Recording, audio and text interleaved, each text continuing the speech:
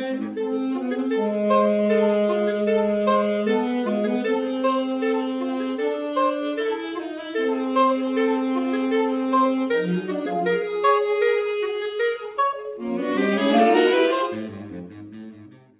evening, everyone, and welcome to Fly Tying Thursday. Tonight, March 19th, 2026.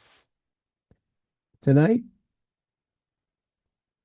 our guest tyer is our very own Mike Kelly. Before I turn it over to Mike, I have one announcement to make. I was out at CenturyLink at Mahoney State Park fishing yesterday. I started with a fly that Mike is going to show us tonight, a gurgler. And I had absolutely no luck whatsoever with that. So I went to a Copper John, and I might just as well have stayed with the Gurgler because the Copper John didn't do any good either. But Emil was out there, and he was fishing about 50 feet from me, and he was picking up a few on, I believe he said, a size 10 chartreuse woolly bugger. So anyway, with that all having been said, I'm going to go ahead and turn this show over to Mike so that if I can find Mike. He kind of moved around on me. There he is. Mike, I'm going to turn the spotlight on you, and it's all yours, sir. Okay, thank you, John. Tonight, as warm as our spring has become all of a sudden, I don't know how much has to do with water temperature and how much has to do with photo period, the amount of sunlight and that for the bluegill spawn. But this will at least give us time to kind of build up the fly boxes a little bit and tie a few gurglers. Lately, for the last few years, I've been using gurglers pretty much. I used to use just any trout fly that floated real well. Bluegill aren't picky, and if anything goes above their spawning beds, they're going to come up and smack it. But what I like about a gurgler is it's big enough to where it's not going to go down their throat and be buried deep like a lot of the smaller trout flies that I've used, hare's ears, and I've used like a Griffith's gnat and those kind of things, anything that'll float real well. But a lot of times they get down the throat and you end up either losing a fly if you're keeping them or releasing them. But a lot of times you end up hurting the fish. With these gurglers, they don't go very far down their throat before you hook them.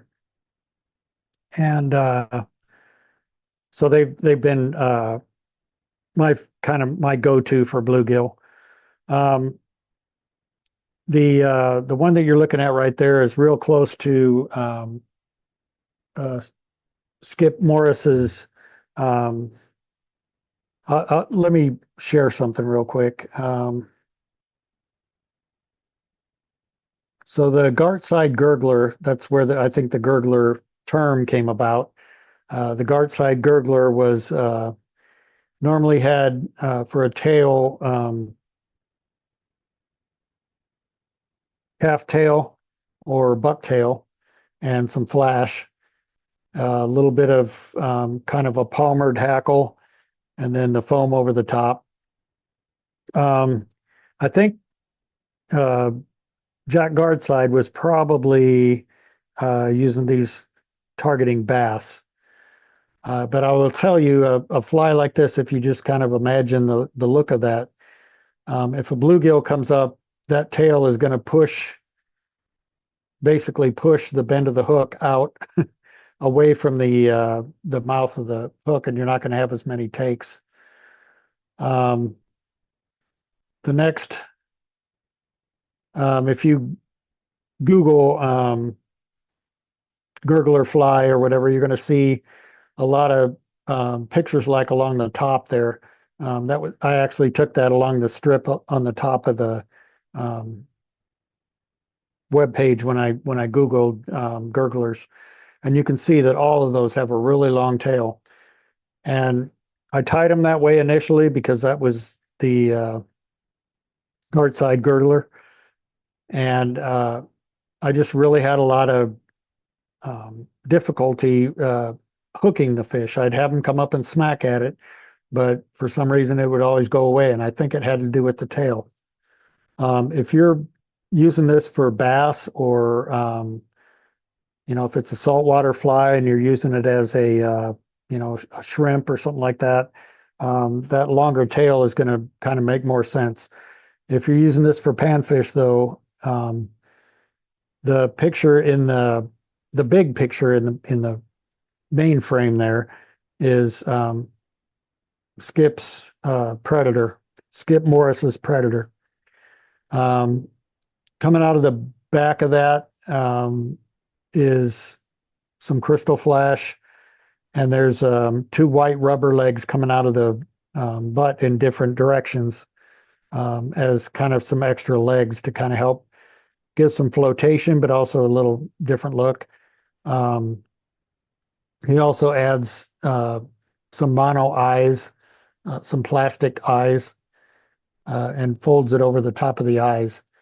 And that's kind of the way that I've kind of evolved into doing them. Another kind of a variation you'll see is the Yano bug from Texas. They'll put some elk hair or deer hair tied down, and then they fold the foam back over. But it's basically a gurgler with a elk or deer hair wing. Yeah, Mike, Um, I can speak from experience too on that gurgler with a tail. I used to time with tails, and then one day I was out fishing and they were coming up and they just look at it and turn away. So I cut the tail off and they started smacking the heck out of it. So I don't know what it is with the bluegill and the tail. well, I think they look at it and they think, a bluegill has a small mouth. So they can't really take in a very big morsel. But I think this is a happy medium of what they can take into their mouth and what won't go down their throat and get lodged down there or in their gills to where you end up hurting the fish. If you catch a real special, I, I'll say that, I've said this before, the fish that are on the spawning beds are going to be the big bluegill, the biggest bluegill in that fishery. Um, whether it's competition, the big ones pushing the little ones out. But when you're fishing over spawning beds, you're going to be catching the at least 8. Rarely do you get down to 7.5 inch, but 8 inch, 9 inch, and occasionally a 10 inch red ear or bluegill or hybrid are going to be on those spawning beds. If you do catch around in the Omaha metro anyway, if you catch those 10 inch bluegills, you need to release them. You need to let them go, and you need to be able to do that without damaging their gills or having a gut hook. So again, the big proportions of this fly, it gets stuck in their craw, but um, the way I'll show you, this is actually a size 6. Size 8 or size 6 are the 6 is the biggest you probably want to go for bluegill, and this is for the big ones. And if you notice the tail now, um, I've got some red. It's the fluff from a saddle hackle, and then a couple of strands of some flash, uh, just to, again, if they don't see the plop, um, they're gonna see that flash, and it's a little bit of contrast, just to kind of bring them in and make them see it easily. If you notice, this body was done with the chenille that you use for um, Pat's rubber legs. It's the coffee and brown or coffee and black chenille. Um, and the legs I'll show you here in a minute. But I like putting those eyes on there. And even if you don't have these mono eyes like this, you could use bead chain, but that's just going to add a little bit of weight.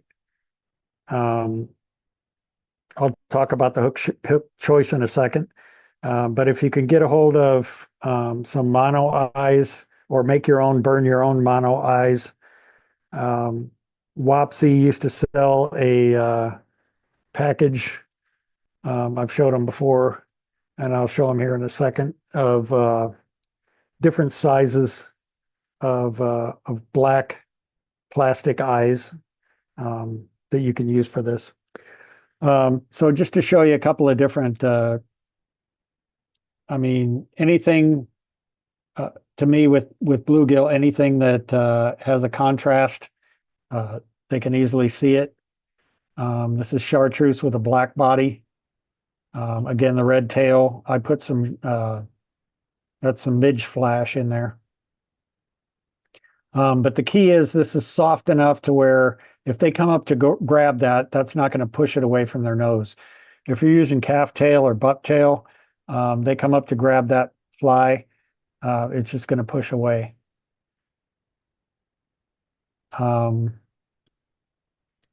This is really bizarre. But this is a kind of a peacock is what they called it. It's chocolate, what do they call it? Blaine chocolate, loco foam in peacock.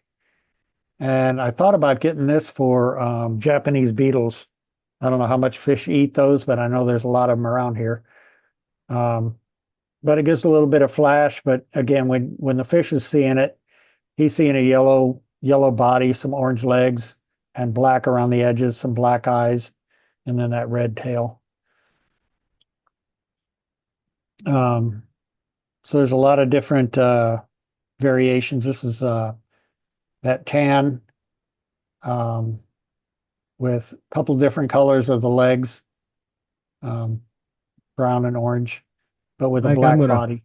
I'm gonna share a spotlight here just a second. Go ahead. There you go. Okay. Here's the one that I tie.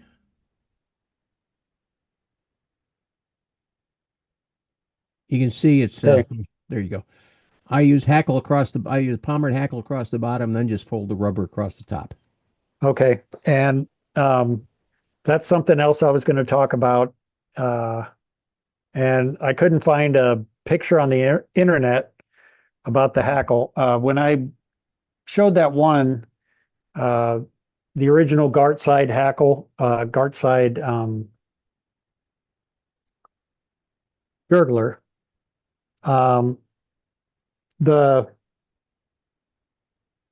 the hackle that was on there, you could see it was swept back and it looked soft. And I think that's the key is if you're going to put hackle on it at all, I mean, I think it's good to have some stuff down in the water and everything. But if you try to use any of these, genetic, the real long dry fly hackles around the body, I tried that. I actually had some saddle hackle that's a chartreuse and black grizzly. Tried that with a chartreuse body, and I thought it looked beautiful in the vise.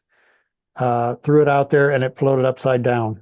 Yeah. Every time a bluegill would come up and hit it, I would try to set the hook, and the hook's pointing up, Yeah, and this it is would what I never. use. Yep. This So is a real nice soft hackle. if you use a soft hackle, you're fine. If you use any of the dry fly or anything as stiff, um, if it's stiff at all, it's gonna when you throw it out there, it's going to land on the back because the hackle is enough to just flip the bend of the hook over. Um, so let me go back to materials here. Um, so again, there's that. Is that upside down for you guys? No, it's Or is it perfect. fine? Okay. Whoops. Um, so that's that Actually, peacock color. It's rotate it counterclockwise a quarter turn, or clockwise a quarter turn. There, right there. That's straight up. okay. Um, but that's the peacock color. Um, this is from Hook and Hackle Orange, um, Chartreuse. I think from Cabela's, I got this tan, quite a bit in the package for a decent price. Bills coming in. Um, for the body, you can use any chenille. You can use dubbing. Um, I like to use sparkle dub sometimes. This ice dub in golden brown is real nice. Um, for the legs, well, again, for the tail, I usually, I don't think it matters. You can use any color that you want to match to your profile, but I've been using a red saddle hackle. Whether it's the here's a piece from what I was doing the other day where I strip off the they call it, you know, oh, I guess it's the fluff of a saddle hackle. Kind of looks like marabou. I go for that first, and then I put just this. It's still kind of webby. You can see how webby this is if you look at the profile of the feather. You can see it's pretty dense there. Um, but I use that for the tail. Put a little bit of flash in there is fine. And then for legs, if you don't want to buy a bunch of rubber leg material, um, even this stuff, this was the white round rubber legs that's in strips. It comes in about, I think, 10-inch strips, and they're all stuck together. Um, but you can buy bass skirts from Cabela's, um, Bass Pro, Shields, any one of the big box stores or whatever, even probably Cabela's or Walmart, I mean. Um, but they come with a little rubber band around there, and you can put the hook through there and make a bass skirt. But you can also use these for real nice rubber legs. They're barred and everything else. They look real nice. There's also these centipede legs from Montana Fly Company. Those are real cool looking. And again, you can use different flash, crystal flash. There's some gold, some red, and then this is some midge flash that I use on smaller flies. But if I want chartreuse to be my main color, then I'll use some of that. Rubber legs again. Here's another how they come in a hank. Some orange rubber legs with dots in them. Back to the vise. And I wanted to talk about the hook for a second. So I've gone back and forth with different hooks. A lot of the dry fly hooks, say a size 6 or a size 8, they don't really have a good gap for a foam body fly that's kind of big. I found these, and I don't know if you want to. I guess I could put a link to it or send a link out to you guys if you're interested. But it's a WRWR 001-6. 6 is the size. It's a dry fly hook, but it has a wide gape. Um, any dry fly hook that's a 1x wide um, would give you just a bigger bite. And I think with that foam and everything that's going on with the body, you really need that extra bite. And I'll show you something else I do with the other thing with these hooks are they're a fairly fine wire.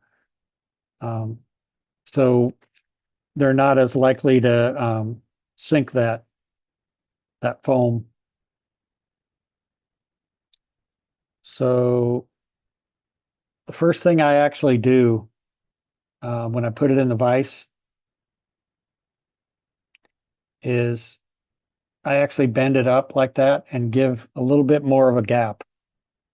So right now that's almost like a true bend or whatever they call it, where it has a little bit more of a gap there. And again, since I'm putting foam and chenille and all this stuff on there, I want to make sure that when that bluegill comes up and smacks it, it's going to get him. So when you're working with foam, you want to use at least, I would say if you're using the GSP, the thinner GSP threads, you're probably pretty likely to cut the foam, when you're putting pressure on it. So I at least use 140 denier thread. I'll do one of my favorites is the tan with that black and tan kind of chenille body.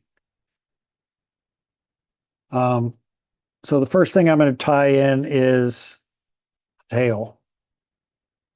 And again, I've got a saddle hackle here. I actually get that other one if I can find it. Here it is. Like I said, the first thing I grab is this. There's some junk at the bottom here, but I grab this real soft stuff that some of it's kind of like marabou.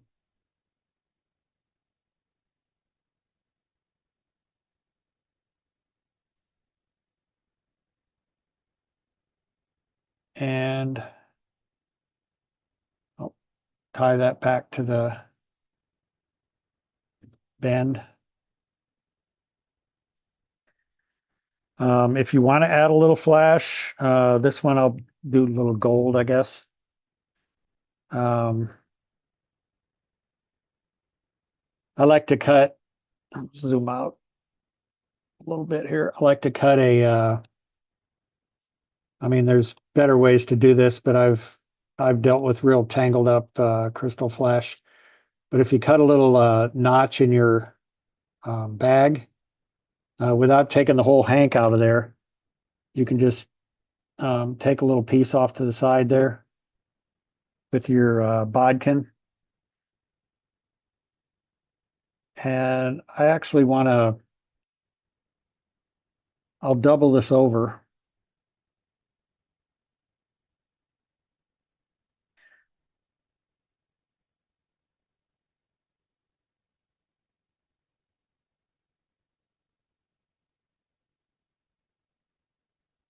Get the tips pretty even and whoops.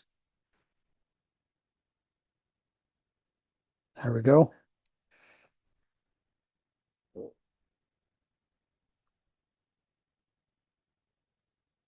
I'll tie those on my side.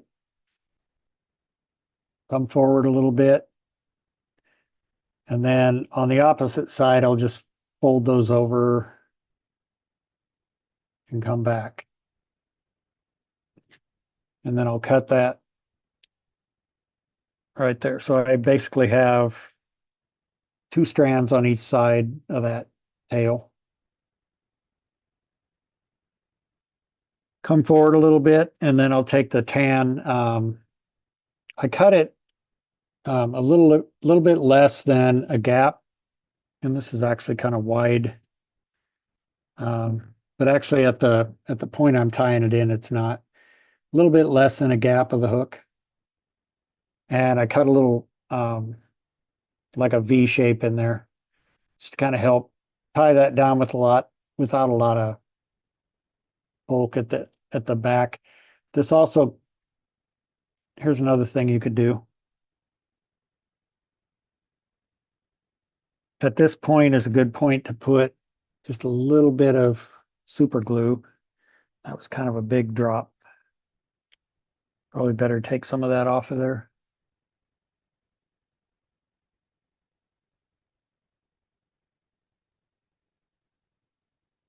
And then I'll put that on there. A little bit towards myself, and then as I wrap around, it's going to catch that super glue. And if you're not sure if you're at the bend or not, see, I probably could go back a little bit further.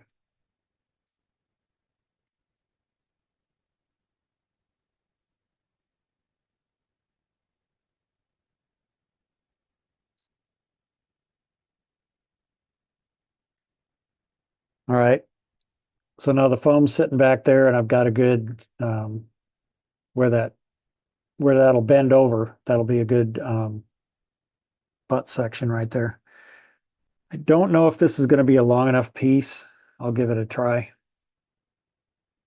This is some of that chenille that's coffee and brown, or coffee and black, I mean. If you can see, I kind of teased back some of that chenille to expose the core, to tie that in. Nice tight wraps. And then I'll come forward.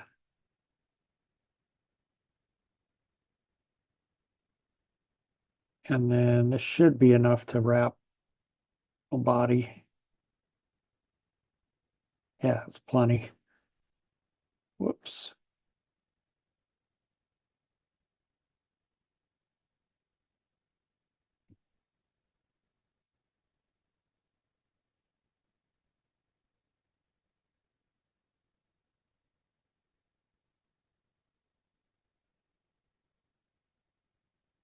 Okay, make sure that's secure. All right.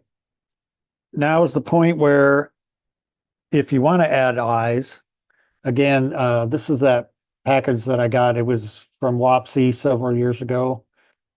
Some of these eyes are probably too big. The best size is probably right in here. I'll grab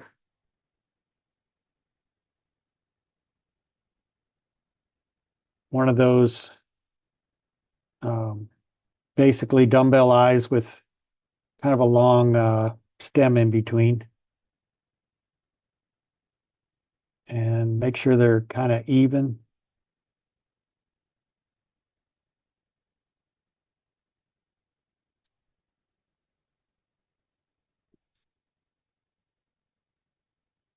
Just do some crisscross wraps there, and those will hold in place.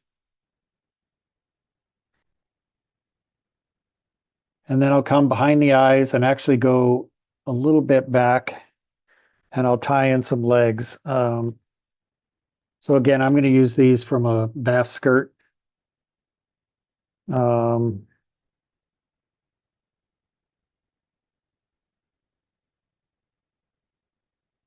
the most part, out of that rubber band that's around the middle of there, you can usually grab one of these and just pull it all the way through.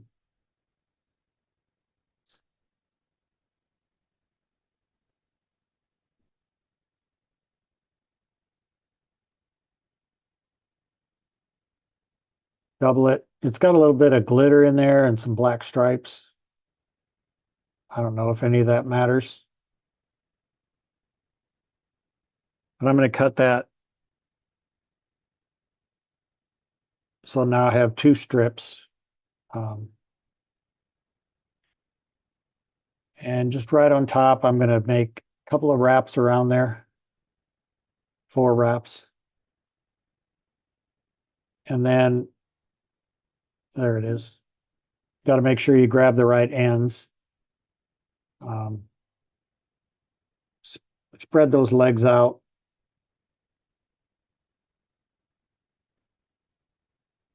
Give a few more wraps. And then again, I think come right up just behind the eye. Come over the top, and the more foam, let's go behind the eyes.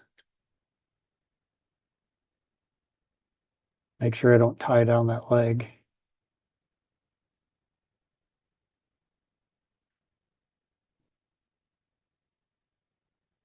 So I'm going to take another little drop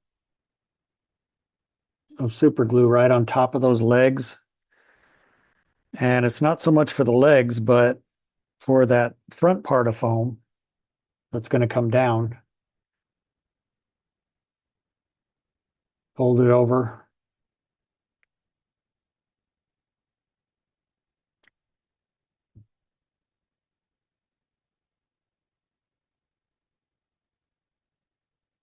Take a few loose wraps to make sure that you get it kind of between those eyes.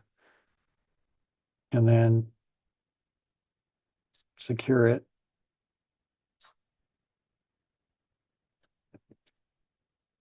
Come around in front.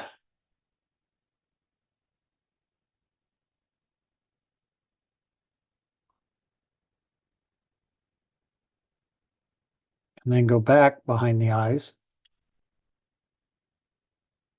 And then I put just that round head right over the top like that.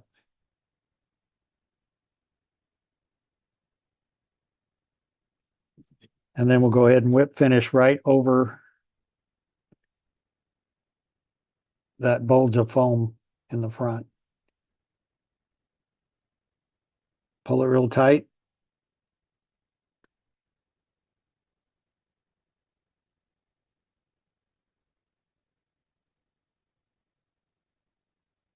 And then I usually take this doesn't matter at all to the fish because he can't even see it. But I can. So I usually cut like a little V notch in there.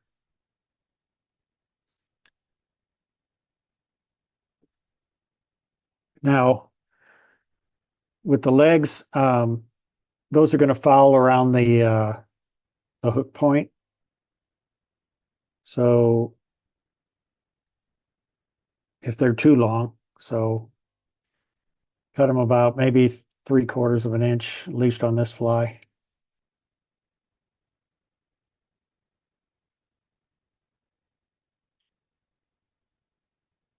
And then I would definitely give it either, I'd probably stay away from UV resin because it's kind of heavy, but at least some head cement. This is Sally Hansen's in the bottle. Get all those thread wraps.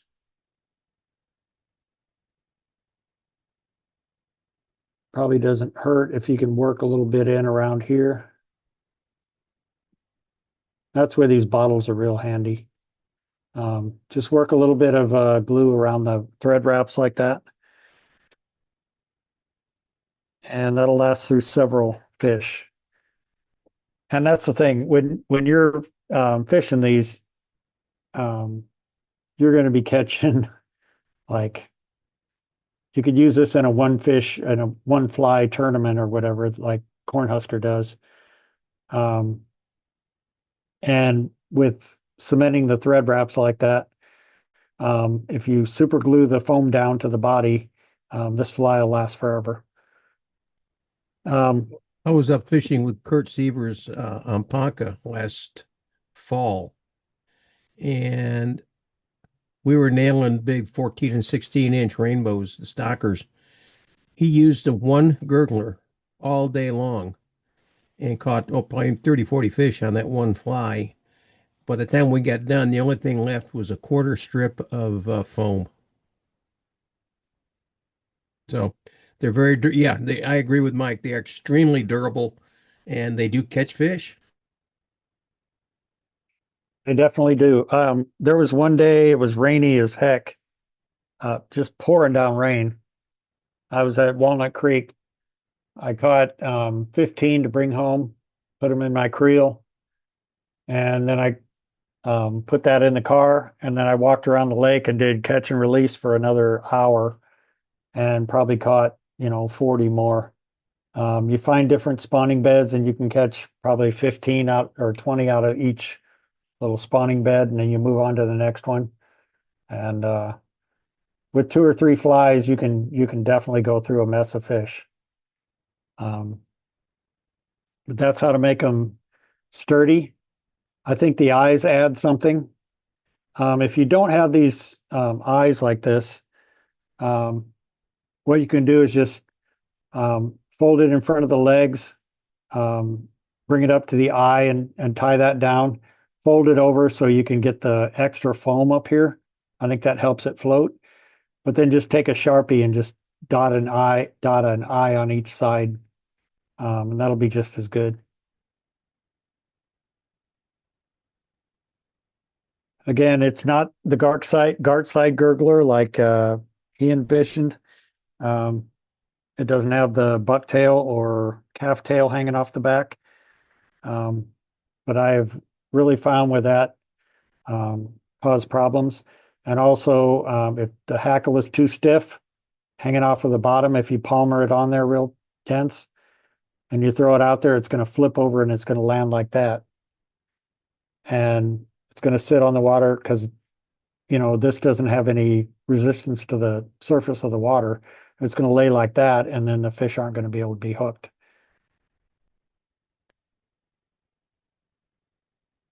So that's that one.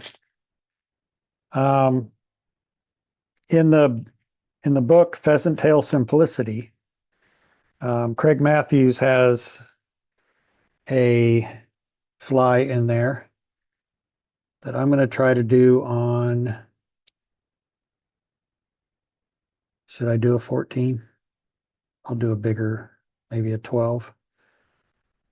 Um, it's a beetle.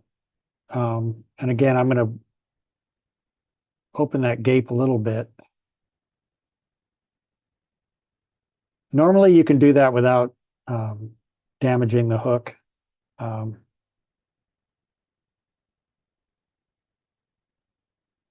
I'm going to put down, again, since I'm using foam, I'm using 140 denier thread.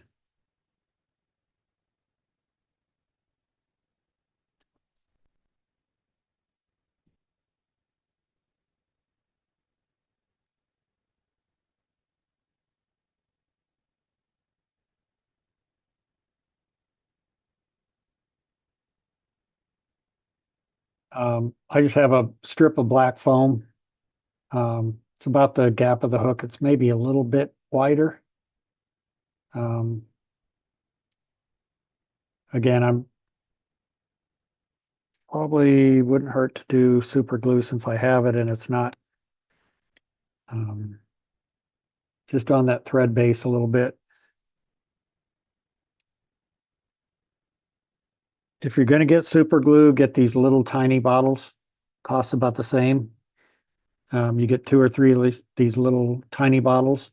And then if the lid gets glued to the top, you're not out that much and you can go to the next one. Um,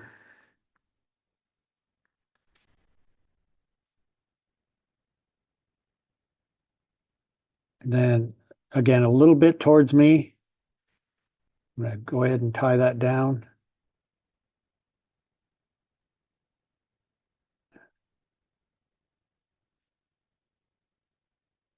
back to the bend of the hook.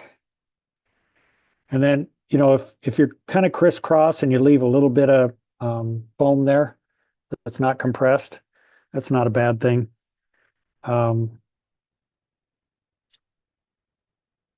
Any foam that's not compressed is going to add to the flotation. I'm going to take about 9 or 5. I don't think Paul Fidelis is here, but 9 or 5 pheasant tail fibers.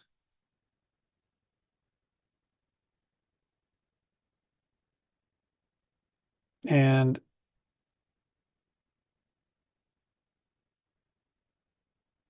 because those tips are kind of sensitive, I'll kind of start it with the tips and then come back forward.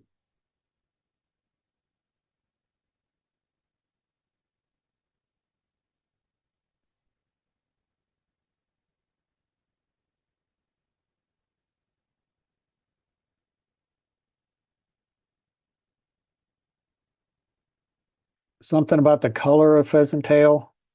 When you wrap it like this, it's a barred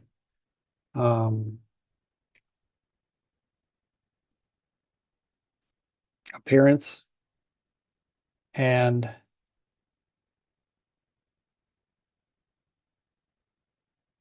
then it has those little fine barbs that barbules that hang off of the um, pheasant tail fibers that really add to the look of it. Just a little fine fuzz hanging off of there.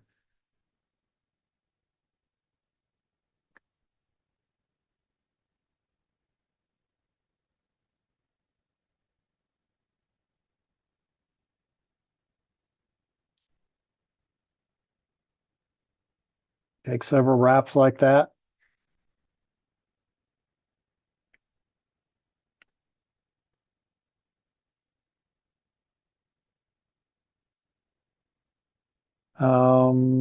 Let me grab, I'll just use this since I have it.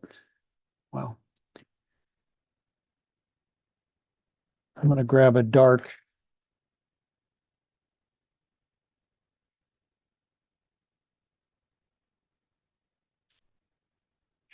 hackle.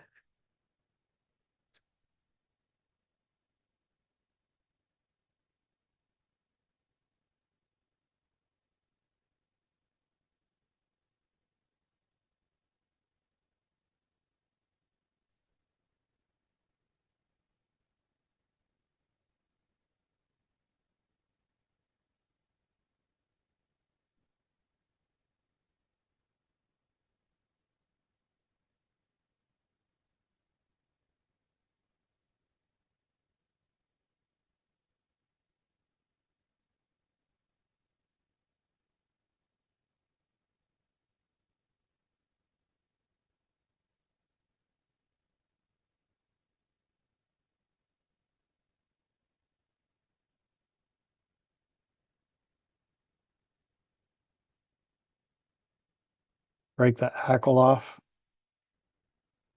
And then that's kind of condensed. I might use a half hitch tool to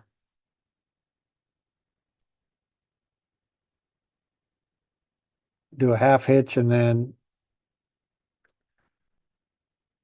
a couple double half hitches.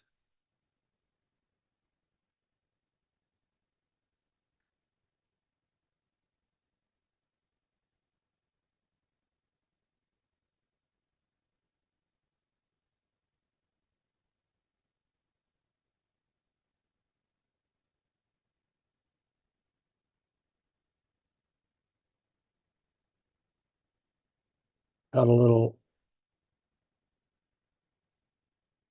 edge on each side there. Now, this isn't very visible in the water. So a lot of times people will put, uh, say, an orange or chartreuse or, some kind of foam cut a little strip and put it right up on top as a kind of a indicator kind of thing, show you where the fly is. Um, but that's a pheasant tail beetle.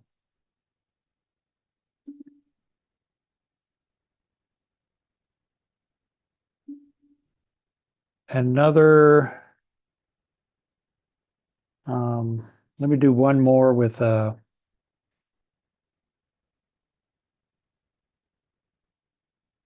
again, I bend that hook to make sure it has a good gape there. Maybe a little bit more.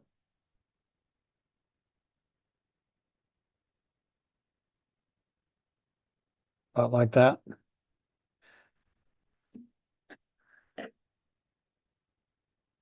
I'll do one more with a chartreuse.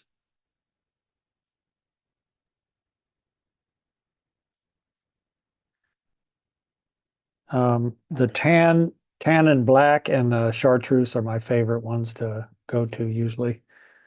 Orange does pretty good as well. Put a tail in. This time I'll use saddle hackle. I'll grab as much as I can, maybe about an inch here. Strip it away. And then you can kind of stack it by using your thumb to line up the butts like that.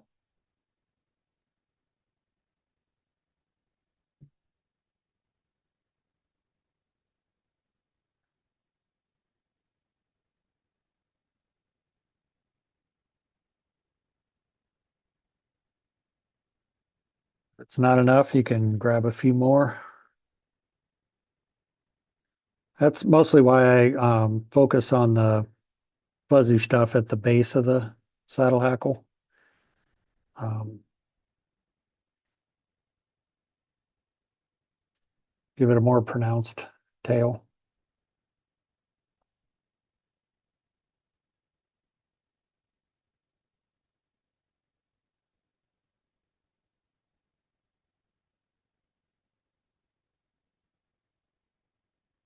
Kind of a nice tail there. And then I'll do, where's my,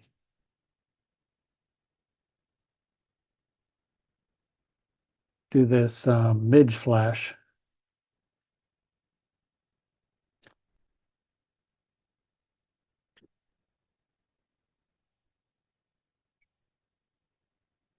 Grab a piece and fold it in half. Cut that.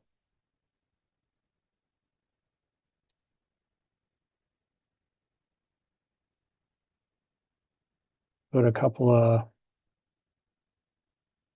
strands on my side. Fold it around.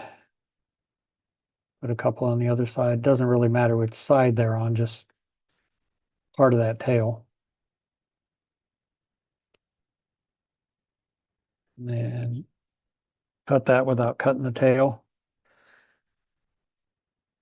So that's done. Put a little bit of super glue.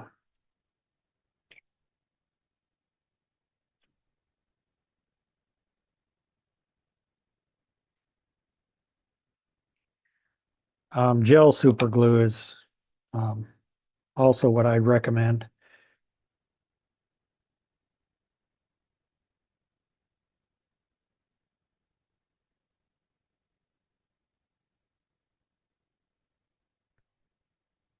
Thread torque is going to take that body around. So you want to kind of, even though you're using super glue, you want to kind of lean it towards yourself to, see, I got a little bit of black thread toward the back there. So come up here and grab a little bit more foam.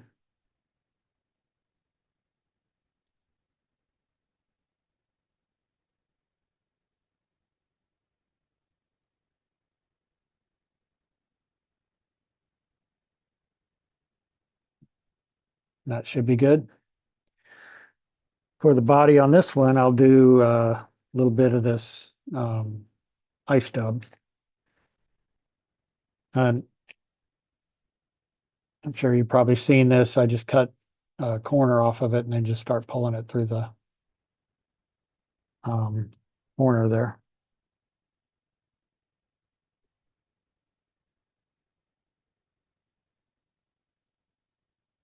Grab a bit of it. And then I'm going to turn the point of the hook away. Just start grabbing a few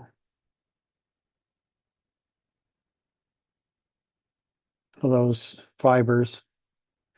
This stuff's kind of coarse and it can be kind of hard to dub. But again, just like everything, if you just start with a few strands, um, it'll go good.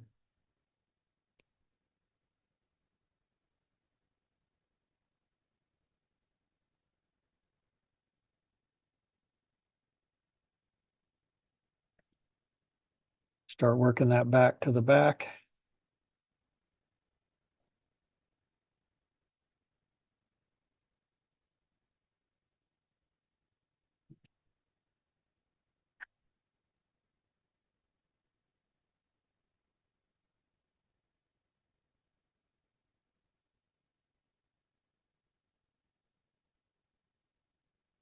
You try to be in a hurry and add a bunch of dubbing at once, you're just going to be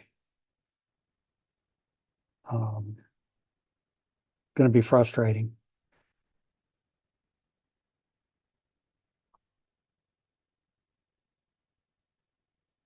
I mix a little bit of natural in with my ice, and it's for me at least, it seems to go a little bit better.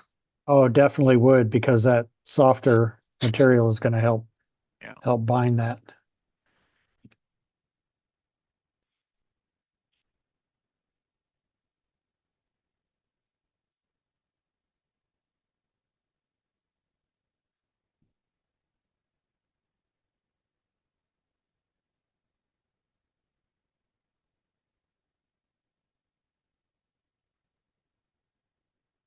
Actually, again, I'm going to add just a little bit of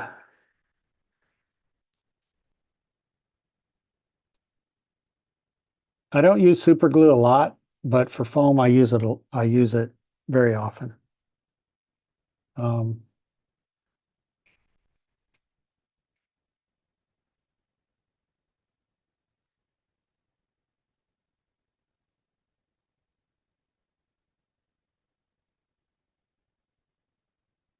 really helps it last a long time.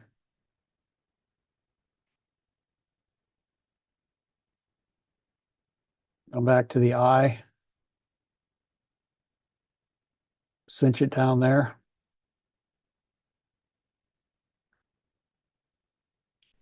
And then come back to that middle part, bring it over. It doesn't really help to have like a big like flag of foam off the front to make it like a popping bug. But if you make a little bit of like of a dense head like that, that just kind of gives it a appearance of an eye a little bit. But you can also touch that with a Sharpie, like I said. And I'll whip finish right behind that head.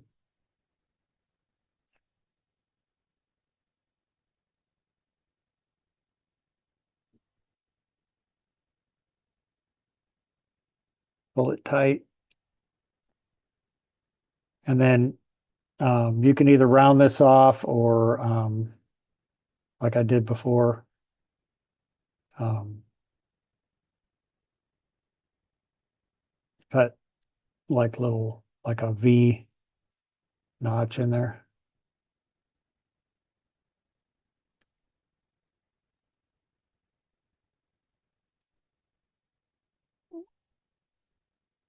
Round it up. And then take a Sharpie and kind of put an eye on each side.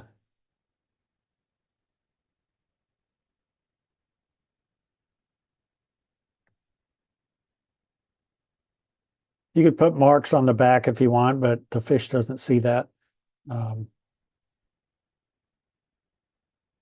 didn't put any legs on that. I guess I could. You don't have to.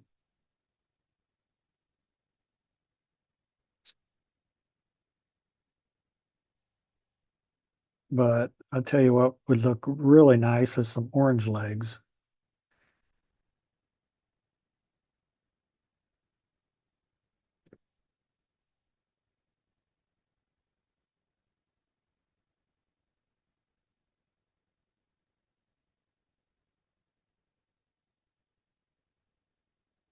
Take a few wraps and then you can pull legs over to one side.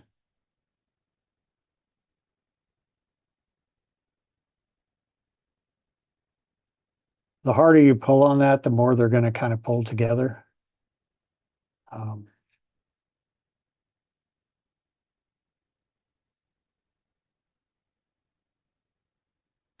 then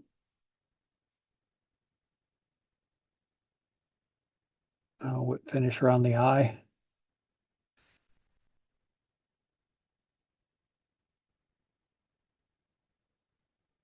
Again, to make this bulletproof,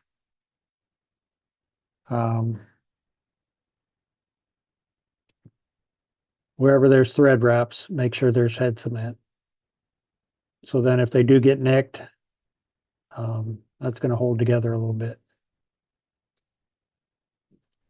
And I actually go over the top as well, where there's thread wraps right there.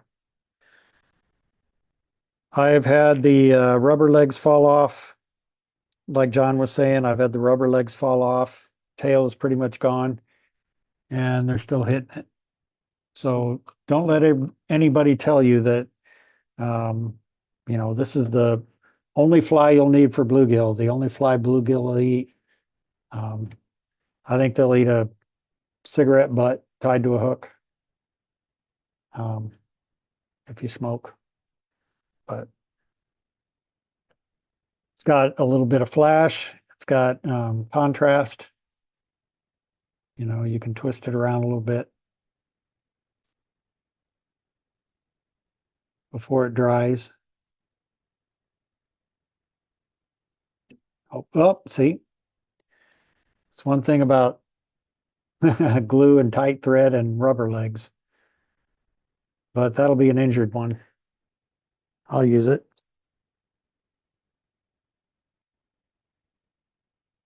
Any questions on those? How we doing on time? Mike, that'll probably catch as many fish as any of the other fly in your box. Yeah. I have too many things in the way. I think I have some bodies just to give you other ideas of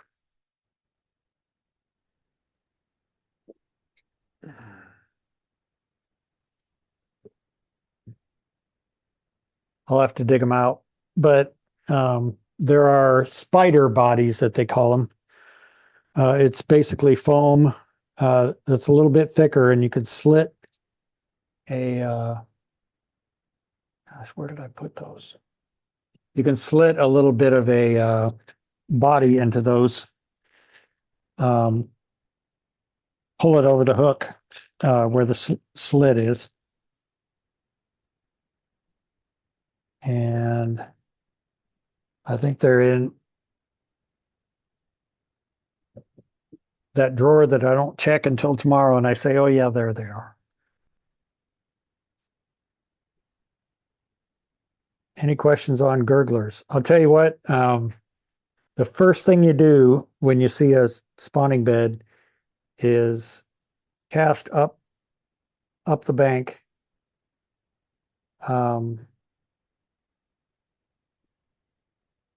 like parallel to the bank, cast like where you haven't walked yet, cast way up the bank first. And a lot of times there's a bass just sitting out there waiting for somebody to stray from the bed area, or a lot of times there's smaller panfish that come around and try to eat the eggs, eat the fry and stuff like that. First thing I always do is cast parallel to the bank away from the bed and have that be my first cast. And the last couple of years, I've had some really nice bass take these gurglers.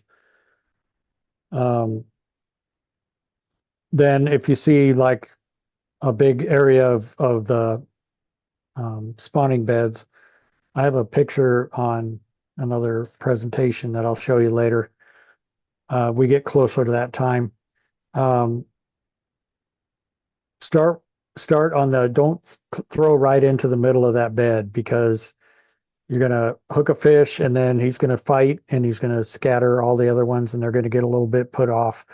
If you start on the edges, just kind of work your way in, then you'll be able to get a lot more out of that spawning bed. We can talk to Daryl when he comes next month a little bit more, but he's told me a couple of times that if you're fishing on spawning beds, like let's take Walnut Creek, for example. If they haven't stocked bluegill in Walnut Creek for like over 20 years. And it's one of the top lakes right now for size of bluegills. They haven't stocked crappie there since 2009. And this year, you know, I'm sure there'll be, you know, 14, 15-inch crappie coming out of Walnut Creek. But the way to keep a fishery like that is, I think, selective harvest, where if you're catching a bunch of 10-inch and 9-inch crappies, those are the ones you want to keep. If you catch an occasional 11, 12-inch, you want to let those go and let those be the strong genetic males that produce the next offspring.